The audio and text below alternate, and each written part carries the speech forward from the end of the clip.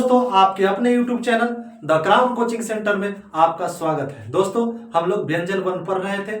आज हम लोग देखेंगे संयुक्त व्यंजन और द्विगुण व्यंजन के बारे में।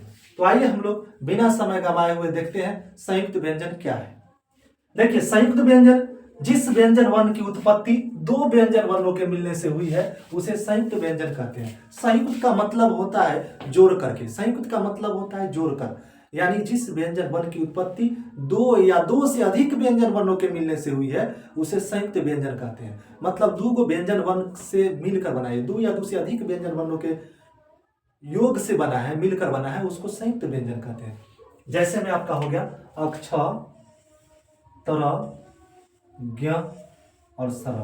तो ये चारों जो है आपका संयुक्त व्यंजन है। ये चारों क्या है? संयुक्त व्यंजन है। इसकी उत्पत्ति जो है दो व्यंजन वर्णों के मिलने से हुआ है। इसकी उत्पत्ति दो व्यंजन वर्णों के मिलने से हुआ है।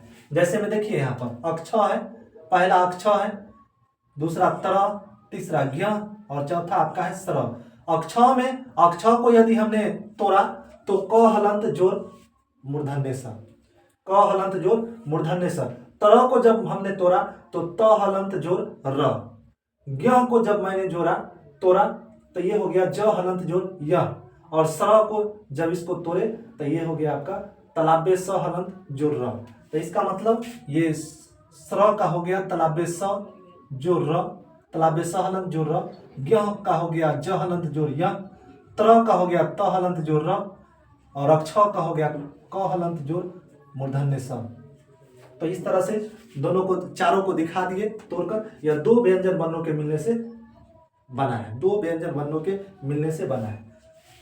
तो इसकी संख्या कितनी होती है? इसकी संख्या 4 होती है। सवाल यदि पूछ दे ऑब्जेक्टिव में कि संयुक्त व्यंजन की संख्या कितनी होती है, तो संयुक्त व्यंजन की संख्या 4 होती है। संयुक्त व्यंजन की संख्या कितनी होती है? तो संयुक्त व्यंजन की संख्या 4 होती है। या अगला सवाल पूछ सकता है कि अक्ष, तर, ज्ञ, सर निम्न में से कौन सा व्यंजन है? ऑप्शन यदि दे देगा स्पर्श व्यंजन, अंतस्थ व्यंजन, उष्म व्यंजन, संयुक्त व्यंजन, तो आंसर हो जाएगा संयुक्त व्यंजन। ये अक्ष, तर, ज्ञ, सर ये सब क्या है? संयुक्त व्यंजन है।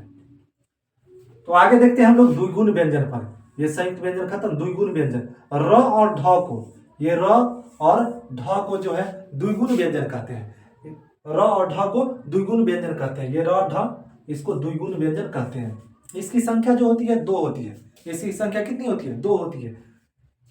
इसका प्रयोग जो है किसी शब्द के बीच या अंत में होता है। इसका प्रयोग किसी शब्द के बीच या अंत में होता है। जैसे में देखिए सड़क, सड़क है, ये सड़क का प्रयोग ये र जो आया, ये र, इसका प्रयोग यही र है। यहाँ पर देख सकते हैं इसका प्रयोग बीच में हुआ है। आप इस तरह से आप सड़क नहीं लिख सकते हैं, इस तरह से आप सड़क नहीं लिख सकते हैं, ये गलत हो जाएगा। इसका प्रयोग हमेशा किसी शब्द के बीच या अंत में होता है। जैसे लड़का, देख लीजिए इसका प्रयोग बीच में है। लड़की, इसका प्रयोग बीच में है, देख रहे हैं। लकड़ी, इसका प्रयोग देखिए अंत में है। ये र का प्रयोग अंत में। तो शुरू में इसका कभी प्रयोग नहीं होता है, शुरू में इसका प्रयोग कभी नहीं होता है, हमेशा किसी शब्द के बीच या अंत में ही होता है। जैसे देखिए ढ का मेढक, मेढक देखिए बीच में इसका प्रयोग हुआ। तो इस तरह से इसका प्रयोग हमेशा किसी शब्द के बीच, हमेशा किसी शब्द के बीच या अंत में होता है। इसको शुरू में नहीं कर सकते। जैसे आप ढोलक यदि आप लिखे, ढोलक, ढोलक जैसी आप लिखे तो इस तरह से आप ढोलक नहीं लिख सकते हैं, शुरू में इसका प्रयोग नहीं होगा। यह ऐसे लिखा है, ये होगा ढोलक, ठीक है। तो इसका प्रयोग कभी भी किसी शब्द के बीच या अंत में ही होता है, शुरू में इसका प्रयोग नहीं होता है, शुरू में इसका प्रयोग नहीं होता है। इस तरह से लिखेंगे तो गलत हो जाएगा, ठीक है। तो इसका प्रयोग हमेशा किसी शब्द के बीच या अंत में होता है। इसका प्रयोग किसी शब्द के बीच या अंत में होता है। हमने एग्जाम्पल दिखा दिया, सड़क, लड़का, लड़की, लकड़ी, मेढक हमेशा किसी शब्द के बीच या अंत में होता है, इसलिए इसको द्विगुण व्यंजन कहा गया। समझ रहे? तो आज हमने संयुक्त व्यंजन और द्विगुण व्यंजन के बारे में पढ़ा। आज के लिए इतना ही, फिर हम लोग अगले वीडियो में मिलेंगे। अल्पप्राण और महाप्राण लेकर आएंगे। तो धन्यवाद।